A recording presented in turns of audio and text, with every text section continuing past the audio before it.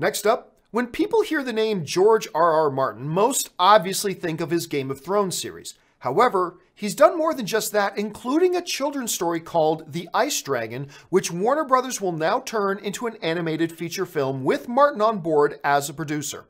The Ice Dragon tells a story of a girl named Adara, who is drawn to the cold and befriends a legendary ice dragon that is feared by all around. The dragon leaves cold in its wake, but the cold never bothered Adara anyway, and when fire-breathing dragons come to war with her land one summer, the ice dragon fights to protect Adara and her family.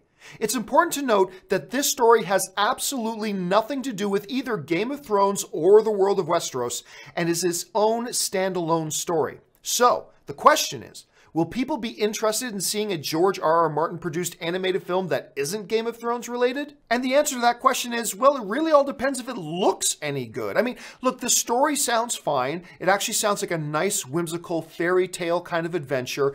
Everything, all the right pieces are in place. However, what's their approach going to be? What's the marketing going to look like? Who will this film appeal to? Will they strictly try to appeal this to children? Will they take a Pixar approach where they'll target it at adults but make it friendly for children? Like, how are they going to approach this thing? Is this going to be an action kind of film? Is this going to be more of a, a fairy tale? Will it be a grim kind of fairy tale? Will it be a little more lighthearted type of fairy? It all really depends on that. The name George R.R. Martin being attached to it will get some attention. I don't think, though, that everybody in the world who's a Game of Thrones fan will necessarily flock to it, nor will people who don't like Game of Thrones necessarily stay away from it. It's really all going to come down to, how does this film, as an individual standalone project, project itself? What will it look like? Who are they marketing it to? Once we get a better, clearer picture of that, we'll get a better understanding of how it might perform.